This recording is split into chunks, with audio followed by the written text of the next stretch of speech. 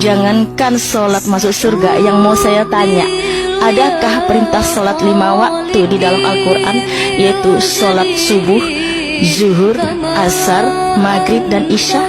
Di mana itu dalilnya? Bisa jawab pertanyaan saya, saudaraku? Jangan hanya ngajak orang masuk Islam.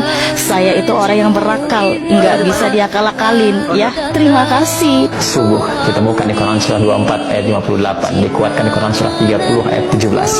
Zuhur ditemukan di Quran surah 17 ayat 78, dikuatkan di Quran surah 30 ayat 18. Asar ditemukan di Quran surah 50 ayat 39, dikuatkan di Quran surah 30 ayat 18. Maghrib ditemukan di Quran surah 11 ayat 114, Hud ayat 114, dikuatkan di Quran surah 30 ayat ke-17. Dan Isya disebut dengan namanya di Quran surah ke-24 An-Nur di ayat ke-58. Jadi kalau Anda bertanya, apakah waktu-waktu sholat itu ada di dalam Al-Quran? Maka jawabannya bukan hanya ada, tapi jelas, terang, dan sangat detail. Ada satu perintah dalam Islam yang tidak Allah turunkan seperti perintah yang lain.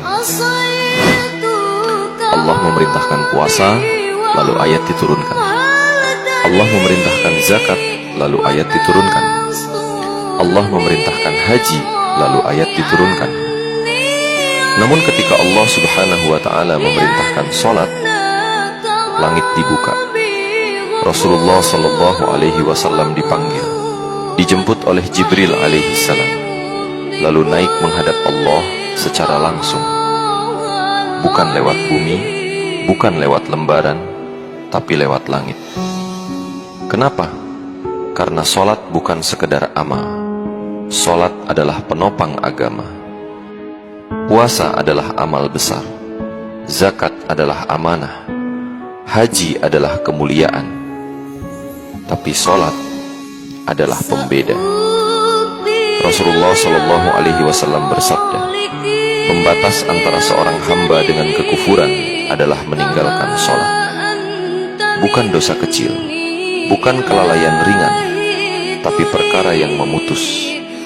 Karena itu para ulama berkata, ada yang menganggapnya kekafiran dan ada yang menganggapnya kehancuran iman paling berat. Namun mereka semua sepakat satu hal, jika sholat hilang, maka rusaklah agama.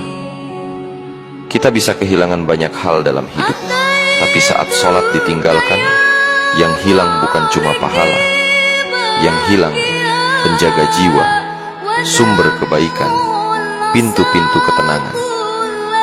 Sholat itu bukan beban, ia adalah tali terakhir antara kita dan langit. Dan saat tali itu diputus, jangan heran jika hidup terasa kosong, hati mudah gelap, dan dosa terasa biasa. Ini bukan ancaman, ini peringatan cinta. Karena sholat bukan sekadar kewajiban, ia adalah kebutuhan terdalam seorang hamba.